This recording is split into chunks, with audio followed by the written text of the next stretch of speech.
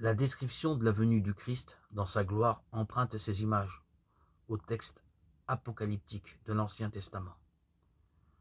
Cet événement nous est décrit comme un bouleversement cosmique qui suit le chemin inverse de la création, une sorte de retour au chaos primitif.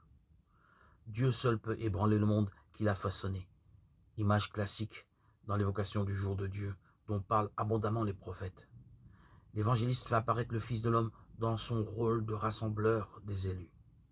Cette apparition dans le cadre d'un univers démantelé reprend la prophétie du prophète Daniel, pour qui le Fils d'homme mystérieux, pénipotentiaire, divin, venant dans les nuées, symbolisait le peuple saint.